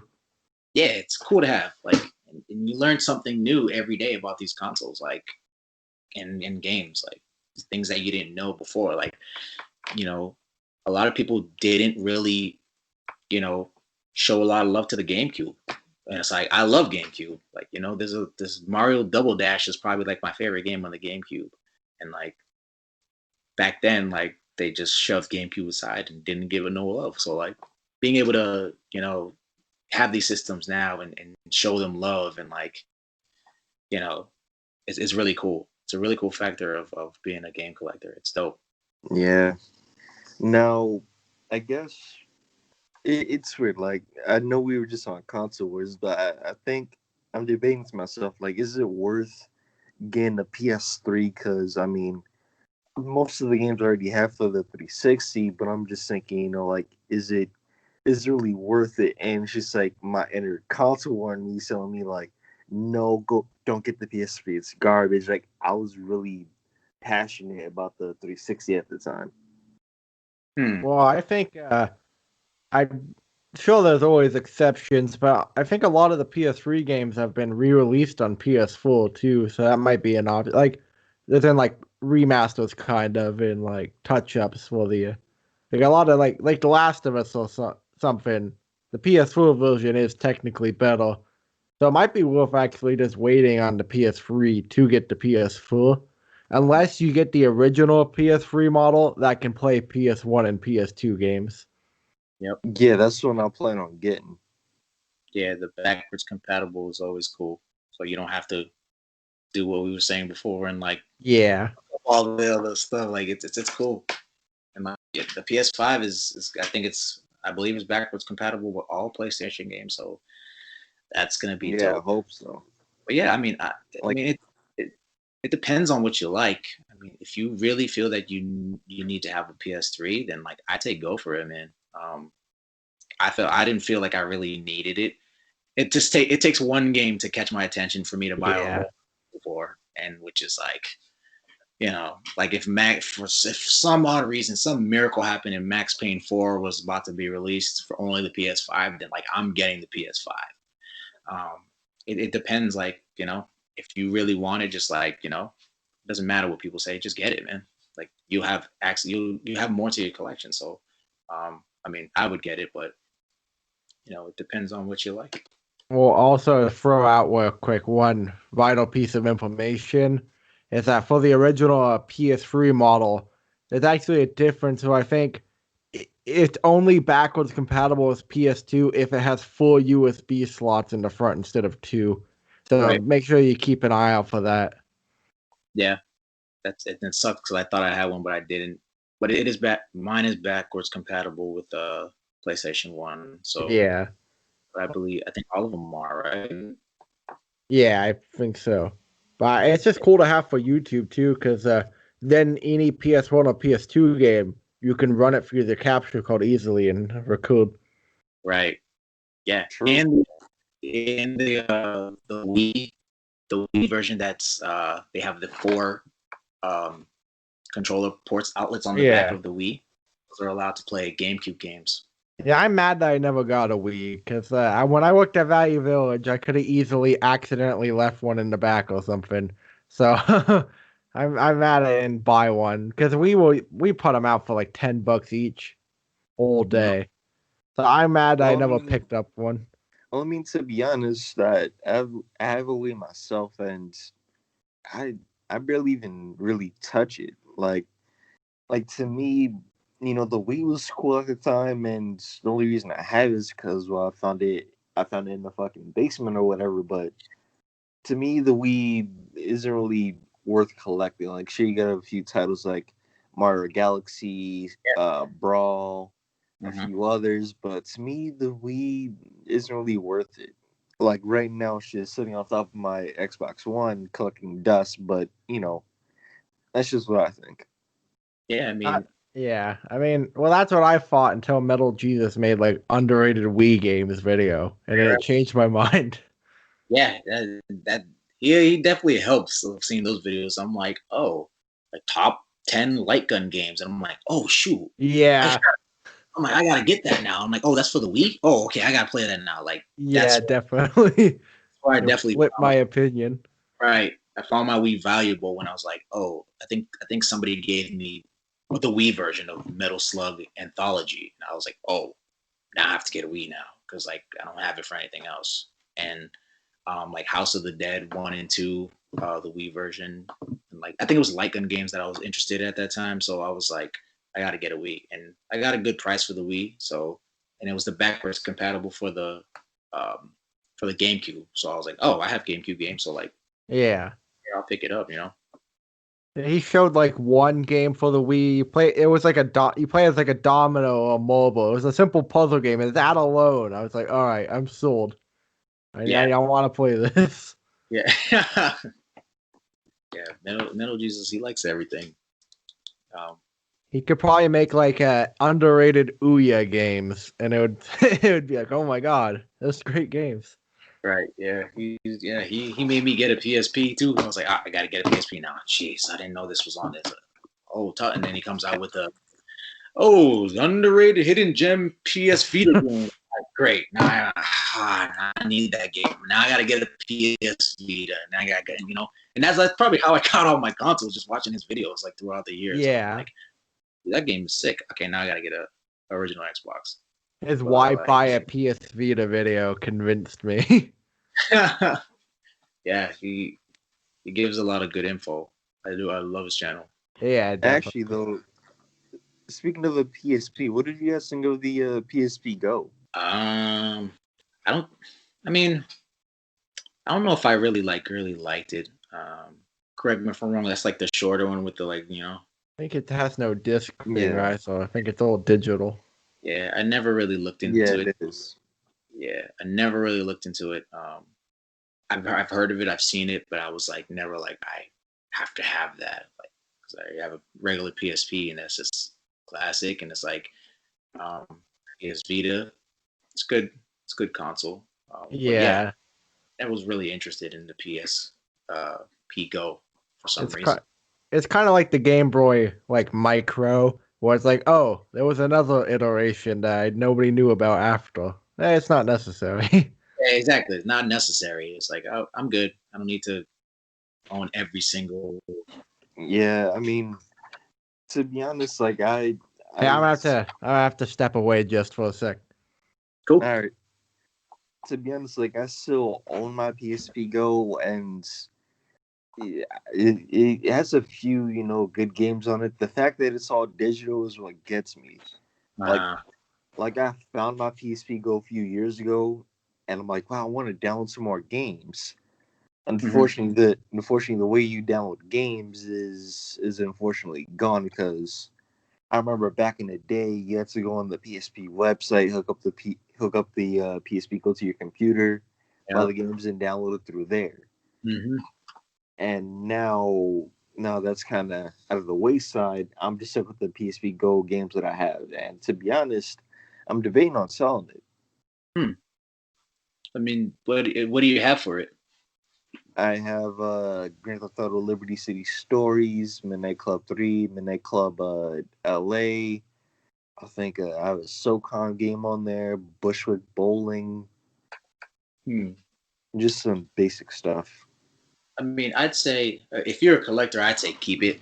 You know, um, you know, that's just my opinion. Like, I don't sell any of my stuff, whether I don't like it anymore or anything like that. But it's like it's part of your collection. So you're gonna have it. And who knows? Prices might skyrocket one day, and that might be actually worth something. So, and you know that you have it, and you didn't sell it. So, um, I'd say keep it. But if you want to sell it, yeah, do your thing, man.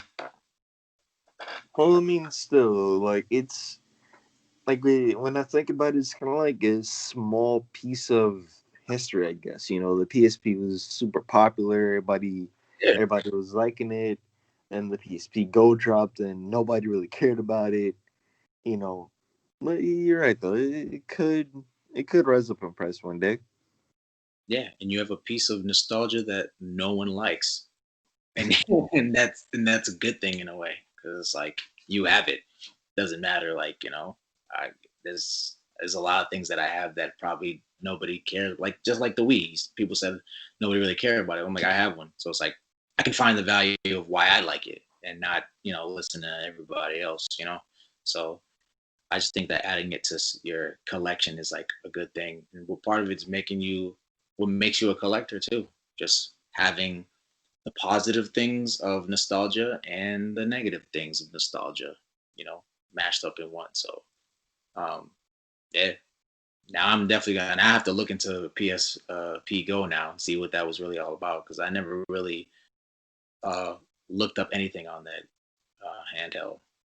Yeah, like I remember I got this thing for Christmas, so I think 2008, 2009, and I Mm. was just like, what the fuck is this? I wanted a PSP, and I just unboxed it, and it's just like like I have a regular PSP and the PSP Go. It's just that with the regular PSP, I could still get games for it. Right. Yeah. I mean, I'd keep it. Like I made a big mistake with the PSP as well. Like saying around the same year, 2008, 2009, or whatever. I think my mother bought me a PSP, the Star Wars edition, the white Mhm. one, and it had like a backlit screen, so it was very bright, and it came with like the Star Wars Battlefront, and I loved it. But then like I sold it. I think I sold it to GameStop or something like that, and I've like regretted that ever since. So it's like I have a regular PSP now, but it's like I wish I still had that Star Wars, that nice slim white one. Um, yeah, with the backlit screen, it was dope. And like I'm so pissed at myself for selling it.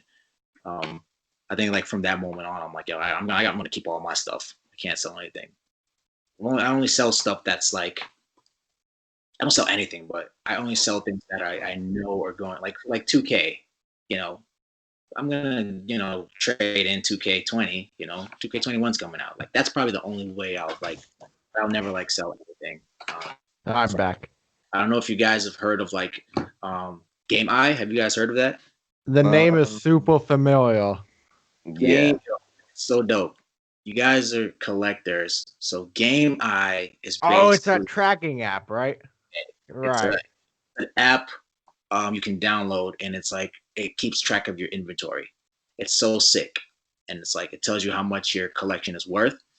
All you have, and it's like let's say if you pick up a game, and you could just scan the barcode on the back of you. You can like manually type it in, or you can scan the back of the box, and it'll just enter the game right in. And you can say like if you have the case, just the case, the game, the manual, and it'll like tally it up for you. Like, oh, okay, you have this game is worth $40 or whatever, and then like it'll add it to your inventory, and you'll have the inventory. And it goes for consoles too. It's like it's dope. It did wonders for me, helping me, because like every summer I would like go through all my games and just like count them, and then just like write them on a piece of paper or write them on my phone until like one of my boys told me about it. So it's like now, awesome. Yeah, exactly. Now when I go game hunting, it's like I can know what I have, because I always had issues like, wait, do I have this game? Damn, I don't know if I should buy it. I don't know if I have it. Do I have it? And then it's like I buy it, and then like I know I have it at home. Like I have doubles. Yeah. I've definitely made that mistake. Yeah, so it's like you can just check the app, like, all right, type in whatever, Sonic the Hedgehog. Okay, all right, that's my inventory. I have it. All right, cool. And like, it's really dope. It really helps. Like, if you're a game collector, sick. Yeah, I definitely. I was using GameEye for a while because I had the same problem. It's like I was at a thrift store. And it's like, do I own a Toy Tennis? I have no fucking clue. Maybe. But then I started using GameEye, but I'm lazy, and there's no other way to cut it. I was too lazy to finish. Yeah, I was the same way, because I was like, how am I gonna count all my games? Like, I don't want to just like take them. Like, I'm just like scanning, scan, and then it's just so easy. So it's like total amount of games in your collection. It's sick. Yeah, GameEye. Right. Oh, go ahead. I was saying GameEye is cool. I've used tracking apps before. They're all super convenient, especially on the go. Just being like, do I own this? Or just pull it up real quick. Plus, it's just cool to go through the list and see like pictures of all the games you own. Exactly, and like when the dates they came out, it's dope to go back in time and see all that stuff. Yeah, it's almost like a game in itself. It's like you want to see the number raised, and it's just, it's fun. Right. All right, this one's kind of a weird topic, but a perfect like gaming situation. So to kind of describe it, like let's just say it's raining, you have some snacks, some food, yeah, you have a good game going. That's like your perfect gaming situation. Like the perfect atmosphere to be in playing a game, kind of. Yeah. Ooh. Oh man. For me, it's pretty simple. I'd say the perfect gaming atmosphere is like you got a couple days off of work. Oh yeah, definitely. You got a couple of days off of work. Either a new game came out, or you just want to relax and enjoy those few days off and just play some retro video games and just like grab a 6-pack of whatever beer, order some pizza, yeah, and just chug down those beers and play some video games. Yeah. Yeah, that's pretty simple. Yeah. It's simple. I love when that happens. I'm like, I'm gonna go to the store, get some PBR or whatever. It's like just going to the aisle in the beer store, getting your favorite beer, grabbing some chips maybe, and just like dimming the lights. Just because I have some color lights in my game room, so it's like I usually do that. Depending on the atmosphere, I'll throw on like some red dark lights. Oh yeah, Dude, I just got those lights myself. Yeah, like so it would look like Kane from WWE, and it would be like, Yeah, Kane. yeah, Get so Paul Bell out there. yeah, yeah, and what I do is also like for my atmosphere, I like to run some games in the background. I like to turn on all my arcade one ups, kind of like retroware, Yeah. like turn on all the arcade one ups, throw on some either some retro games on my CRT TV, or I'll just throw in like some like 90s cartoons. Like I have X-Men on DVD, so I'll throw that in. And just go. Just go. Just feel the vibe. Sometimes it's like I wake up and I'm like, I don't even remember beating a game. Yeah. So I'm like, oh man, I think I drank too much. But yeah, that's like a perfect atmosphere to me. You literally like describe like so many of the key points. Like for me, definitely the 2 days in a row off of work. Like it's like I don't even care what happens tonight. I'll wake up tomorrow and still have a night off. Yup. Yeah, I turn on the lighting, hook up get the sick lava lamps going. Yeah. Just fucking immerse myself. Yup. That's what you gotta do. You gotta put yourself in that, in that 90s arcade. I mean, it's cool to play video games, but it's like I want to put myself there. Like, yo, I'm in the arcade right now. Yo, I'm feeling good. So I just want to feel how I felt when I was like 10, 11 years old, and bringing back that nostalgia into my game room. So like, it's always cool. Put like a pizza in the oven or whatever, or some pizza. Get some beer. Pizza is key. Pizza is just fun. Oh, yeah, Something definitely. about it. It's just fun. Pizza, and like probably my favorite gaming food is it's got to be tater tots, yo. Yeah. Yeah, that's anything like potato for some reason when I'm like drinking and playing video games is like a must have for me, whether it's potato chips, French fries, or like some tater tots. Oh yeah. Always got to be in my on my plate, if I may say. But definitely get some tater tots, some beer. To fucking yeah. What about y'all? What's your perfect gaming moment? Not moment, but like set up for what you guys do. Mine is basically yours, but like, and some nights I'll probably be drinking wine instead, and then definitely pizza. Pizza's great. It's always a must-have for fun. Mm-hmm. And definitely now that I got the lighting set up, I'll definitely take advantage of that. Honestly, just not having to go to work for as long as possible. Yeah, it's the best moment. It's like when you used to get out of school on a Friday and you got the whole weekend ahead of you. Oh yeah, getting out of school on Friday, and the thing that's what sucked back then is like getting out of school or like getting a new video game, but then like you're locked out of your house. So you gotta like just wait for your mom or dad on the steps and like just read the back of the box for like a few hours. Fuck deal. I hated doing that. Well, I'd say for me, this is kind of a weird one, but it's just like really early in the morning, 6 a.m., 7 a.m. It's raining. You got a bowl of cereal and a nice game, some orange juice on the side. Yeah. You just start up your system. Everything's nice and cool. Throwing some cartoons on the computer in the background. Just chill. Yeah, that's perfect. I love how you said the rain. For some reason, it's like I start getting excited like late August, like when September starts coming. I don't know why. It's like the fall season, like the nice, cool, October, September, October. I love gaming at that time of year. I don't know why. I don't know what it is. I guess maybe the best games come out like during the fall or winter, but like I love when it rains too. I like how you do it. I love that smell too when it rains after it's been dry for a while. It's like that nice, like almost metallic smell in the air. That rainwater, yo. That rainforest smell, yo. That's like it really is. So if they could sell a candle with that exact smell, I'd buy it. Yeah, like I don't know if you guys follow what is his name? Happy Console Gamer. Oh yeah, Johnny Millennium. All the way. Johnny. He always talks about like smoking before his old video, smoking a cigarette and like drinking whatever. I'm like, I can't do that. Drink tea? Should I try that? He's like, I Yeah. can't come home with Resident Evil 2, get a nice cigarette and a nice glass of cup of tea. And I'm like, what the hell, tea? Yeah, maybe like Arizona tea or Arnold Palmer, but I can't drink hot tea. Yeah, it was like hot tea for him and the cigarette. I'm like, hey, that's what helps you focus on the game. Then that's cool, man. But Yeah. definitely love gaming in the rain. Yeah, it's always nice when it's rainy out.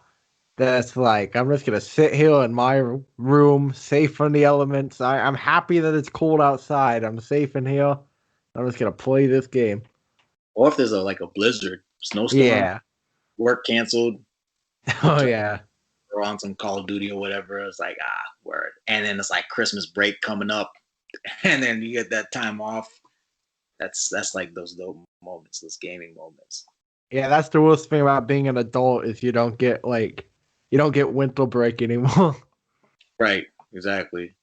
Well, I think I do kind of because like I worked with kids, so when they're gone, like too. So, but yeah, that's pretty dope. What do you guys like? What's your guys' favorite like arcade cabinet that you fell in love with for the first time? Oh man, it's this cabinet at Chuck E. Cheese. Chuck E. Cheese. It's a racing cabinet. You gotta sit in it. Is it Daytona? Is it Moto GT? No, it's kind of like a street racing game where you race at night. I forgot what it's called. It's not a motorcycle game, is it? No, it's a car racing game. It's similar to Fast and Furious. Cruising? That's probably it. Yeah, I haven't been to Chuck E. Cheese in a long time. Yeah, it's definitely not how. Like I take my niece there sometimes, before the pandemic, and it's like it's nowhere how it used to be. No way. That's where I first played The Simpsons arcade at a Chuck E. Cheese, and like my cousins and I and my brother just like beating the whole game. Yeah. Actually had arcade games in there. Now it's just like all kiddie games and like, which is cool. It's a different time, but they had all that. They had like, they had the Teenage Mutant Ninja Turtles. They had the Jurassic Park game. You sit in the car and you're just shooting the T-Rex. Like they had all those fun things, but it's like those are the times. You know what Chuck E. Cheese game always stands out in my memory, and I have to put it down as the pick as like a memorable one. Is the anyone ever see the file department game at Chuck E. Cheese where you control the hose and you have to put out the file? Oh yeah. You talking about back in the day or like recent, like now? In like 2000s. Yeah. It's called I know what you're talking about. Fire. Oh my goodness. I was just talking about this with my friend not too long ago. I know exactly what you're talking about. There's like a hose, two hoses, and you gotta right. That was my game. I used to love that game. It's pretty unique concept wise. Brave Fighters or something like that. Something like that. I think it's Brave Fighters. Yeah. It is a dope concept. And there's like one with it's called like Police 911. And you're like a cop and you have to, it's cool. But obviously like Time Crisis and like those games are sick. Time Crisis, what was the other games? Virtual Cop. Oh yeah, definitely. Those are always classic.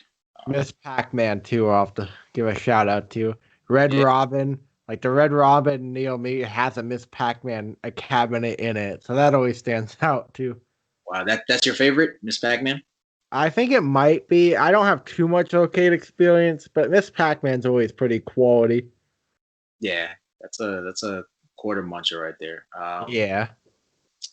I remember, and this is a tough one. I don't even know why I asked this because I can't even answer mine. For me, I remember falling in love with, clearly Marvel vs. Capcom 2 and NFL Blitz. Oh yeah, definitely. That was a game that like I had to own, and I'm not even a big football fan, but like NFL Blitz is like one of my favorite arcade cabinets of all time. I bought it for PlayStation, the original PlayStation, and it was not the same. It was just like mad clunky and the graphics were horrible. And I'm like, this is not how it was in the arcade.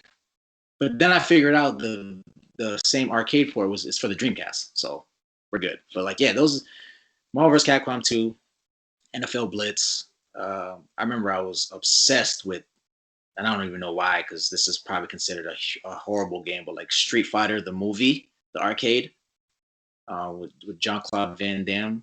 Like that Yeah. was, yeah. I used to sweat that game too. There's just so many titles like, but I remember those three like being obsessed with. Also, a lot of it's not an arcade machine, but it's found in arcades. A lot of pinball memories too. You can't recreate the pinball experience at home, really. You gotta go. You gotta get the real thing. Yeah, my favorite pinball of all time is, I don't know why, it's been since I was a kid, is the Addams Family pinball machine.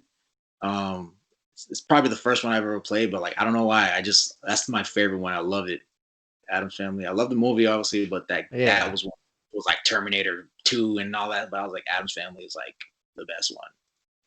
Like, You know what? Yeah. Well, the one that stands out in my memory, and I don't know if it's just because it's like technically the most recent one I played, is the South Park pinball game. I think I've played that one. I definitely do remember. I think, yeah, I did play that one in a recent arcade. There's like a new, like there's like Super Mario Brothers ones, and like what was the other ones? It was like Three Stooges or something like that. But but yeah, South Park, that was a fun one. Um, Pinball machines, yeah, I love pinball machines. Those are fire. Like they're coming out. I think Arcade One Up is like making one of those too. Yeah. A pinball. Yeah, I don't know if I'm gonna invest in that, but it's a pretty cool concept for them to do. Another favorite arcade. It's not necessarily arcade machine, but skee ball. I've always loved skee ball at arcades. Oh yeah, definitely. Oh yeah, skee ball. Like I was the master of skee ball when I was a kid. I don't know what the hell happened now, but like I suck now. But yeah, skee ball was fun. Yeah, I used to get like a shitload of tickets from that, and just like steal somebody else's ball from the side. But yeah, skee ball is dope. Um, what else? What was they had a game that you have to like hit the alligators. And Oh yeah, like whack-a-mole kind of. it was like one of those little alligator one, like games like that. Those are the type of games they have like at Chuck E. Cheese now, and like they had that. It's like, where are the arcades at, yo? Bring the arcades back. Like skee ball's great, but it can't be the only. Like it's got to be mixed in with real arcade machines. Yeah, I recently played for the first time ever a Crazy Taxi arcade machine. Like I don't even think I knew that existed, but that was pretty cool to see, considering it was like a dope port for the Dreamcast. Yeah. But yeah, crazy. Yeah. Yeah, arcades. There's a lot of like nothing can ever beat a classic arcade. Like you see Dave and Buster's and stuff, but Chuck E. Cheese too. I think one issue of Chuck E. Cheese now is it has a lot more of like the money grabby, greedy arcade machines with like stop the light when it hits the right one, but it's programmed not to stop though. Yeah, and like not real game, it's gambling. Yeah, it's like actually though, you know what gets me though? I heard they're doing credit cards now instead of tokens. They are. Yeah. What? That's fucked up. No, you can't do that. You gotta do tokens. It's like it's a card now that has like all the currency on it, and you just swipe it, or you put like $20 on the card, and then you just like, if you want to play a game, you just tap it, and then like you win like 20 tickets or whatever. The tickets go automatically on the card. That takes away all the fun. But the charm is you feed them into the machine and it makes the munching noise and stuff. Yeah, I need the ticket to see what I accomplished. Yeah. I don't want to see it on no virtual card. No way. You want like a crazy amount of tickets so you can see them all and it's cool when you feed them. Yeah, and you just hold that rack of tickets like, yeah. Yeah, I can't believe they got rid of them. Those cheap bastards. They just don't want to pay for the fucking recycling of them or something. And then like the prizes are like PS4, and I'm like, yeah, no way I'm gonna. It's like it's paying the same amount when you can buy one. You're spending $400 worth of tokens to get tickets to get a PS4 when you could just buy the PS4 for the same amount or less. Yeah, I would take the like, yo-yo and the 2 stickers, please, because I cannot afford the PS4. Oh, like the most you could get back in the day was, I think, was either a bike or a Super Soaker. I don't remember, but if they're selling Yeah. PS4s now, that doesn't make sense. Super Soakers brought it back. Wow. Oh my goodness. Super Soakers. Wow. I had like almost every single one. Like from a Goodwill store. I found one and like it had the backpack on it too. Yeah, having Water Wars, like yo, those were the days, yo. Super Soakers. Yeah, man. Super Soakers, just Super Soaker on a bike, yo. Like I felt like Yeah. Terminator, yo. Yes. People down, like Water guns are better than Nerf guns. Water guns yeah, are great because most definitely. you don't have to worry about losing the ammo. You just fill it up with water. That's just true, but better it than takes Nerf gun. a while, yo. Yeah. Actually, though, you know what sucked about Nerf guns though? You always lose the ammo. Exactly. That's Like I remember showing at my cousin's house back in the day. We would always fight each other with Nerf guns, and once we was done or ran out of ammo, we had to go all around the house, pick it up, find where it landed, whatever. Yeah, the It sucks. action was like for 30 seconds, and then it's like, all right, yeah. load up, let's look for the ammo, start over. Like it ruins the fun, takes you out of your element. Yeah, you find one like underneath the couch 5 years later. Yep. Yeah, I don't think it was a Nerf product, but I had the Nerf gun rocket launcher. That you like, those were cool. Oh, I never had it. I never got a hold of that. Nerf guns. I had like the laser tag that you like, the laser tag Yeah. you just in the little vest and you can play with your friends. And it's like they would cover their chest and cheat, but yeah, laser tag and Nerf and Super Soakers, that's where I was at. They're so expensive nowadays. Like Nerf guns, like you see the price of them, and it's just crazy. Yeah, they got extra stuff now. They got all the bullet vest and the ramp. Yeah. Whoa, I never had that when I was a kid. That's not fair. I always wanted the chain gun one too. I always thought that one was cool looking. Yeah, the dude. I don't know if you guys seen the guy. He did like John Wick with Nerf gun. No, I didn't. Sounds sick. cool. He's just like using like Nerf gun moves as John Wick. It's sick. Well, John Wick's so cool that they could just make him shooting Nerf guns, and it would be badass as fuck. Yep, and that's why he's in Cyberpunk. yeah. They need to put him in every game. Yep. Oh yeah, most definitely. I know this is an old topic, but I wanted to mention this now because I think we're about to wrap up. But when like you pass a test or something, like when you're a kid, right, and you get a new game, you get some rapid unboxing. I know you mentioned it before, like when you pick up a new game, you just gotta wait and read the back of it. But it's just like when you pass a test or something, or get a good grade or something, get a new game at GameStop, go home, lock it up, get some food. Yep. Man, that's a great memory, man. Yeah. Just when you get that achievement, yeah. Like I'll never forget getting Mortal Kombat 2 for the Sega Genesis.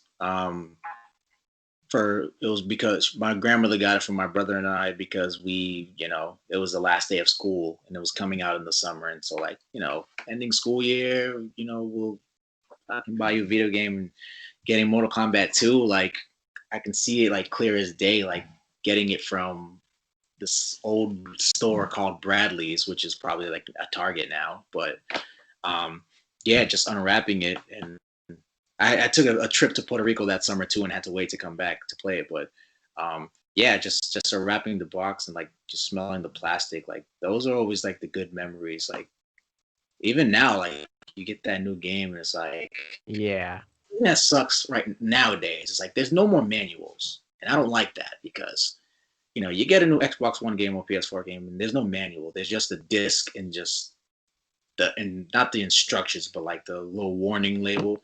And that's not even the same. And back then, I would cherish everything, like the manual. You get to read the fatalities and all that. But yeah, those are definitely dope moments. Like just getting new games and Actually, though, you know adding what's to your. funny? You know what's funny? I remember getting a GameCube game as a kid, and I remember reading the booklet that came with it. And it's just like warning: if you have seizures, there's going to be flashing lights in this game and blah. I'm like, what the fuck? Yeah. Like, am I gonna die playing this? Yeah, I'm seeing that now too when I play. I'm like, if you suffer from seizures, I'm like, I don't, but like, am I gonna have a seizure next time? Yeah. I don't want to play. Like, I want to get sicker. I don't think I've gotten motion sickness playing a game, but um, I hope I don't. So Yeah. Like it's like every time that I see flashing, I'm like, am I just at risk of like 1% chance of just having a seizure and dying right now in my room? Like, should I be looking at the flashing? I mean, you dying doing what you love, which is gaming. So I Yeah. guess I'll yeah, go out a champ. okay. Well, it's like I witnessed a kid have a seizure one time in my class watching Bill Nye the Science Guy. So now Um, it's like any flashing, I get slightly worried. oh yeah, of course. You gotta be careful with those lights you got in your Yeah. room, man. Don't do the flashing ones. That'll be the way I die trying to make a video one day. The damn LED lights. Don't say that. That's no. I'll die on the next episode of the podcast. Nah, don't die on the podcast. Yeah. All right, guys. You guys ready to wrap up, or you guys want to keep on going? Whatever y'all want to do, man. We'll Hey, probably wrap it up because I'm gonna go pass out in bed after this podcast. Cool. Yeah, same. I'm about to go. I'm about to go to the pool and swim for a little bit. You lucky bastard. I have to go to sleep for work tonight. And where do you work, if you don't mind me asking? Safeway night crew. Oh, A lot of stocking shelves and a lot of not fun times. yeah. Is that a supermarket in Seattle, right? Or Washington? Yeah, it's like national, like Okay. Safeway. I feel like, yeah. We definitely don't have any of those down here. That's why. Yeah, it's probably maybe it's more of a west side thing, but Cool. That makes sense. Well, yeah. Just want to say appreciate you guys for taking your time out and having me on your podcast. This was dope. Yeah, I really appreciate talking retro video games and TV shows and snacks and all that. It was dope. Yeah, I had a blast, guys. oh yeah, definitely. We liked having you Yeah, on. same We'll here. definitely have you on again. Yeah, of course, man. Anytime, yo. Yeah, just keep collecting, man, and keep playing games, yo. And I'll see nostalgia. Yeah, feel free to hit me up on Instagram, bro. Like if you got any questions or anything, dude, yo. Yeah, and then we'll end this. We always like to end these. Just everyone says, what the upcoming plans are, whether content wise or in life. Um. Oh. Upcoming.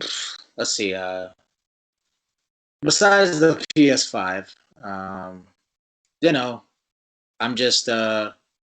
just I'm still excited about just retro video games, of course, and um, collecting every day and just adding to my collection and um, working on YouTube videos and podcasts as well, and I'm just getting that off the ground more and just promoting myself and you know just keeping the nostalgia alive. That's just something that I believe in. It's something that I'm passionate about, and you know, obviously I appreciate you guys for doing the same as well. And yeah, just like always keep gaming on. Definitely. And nostalgia. I'm hoping to get a video.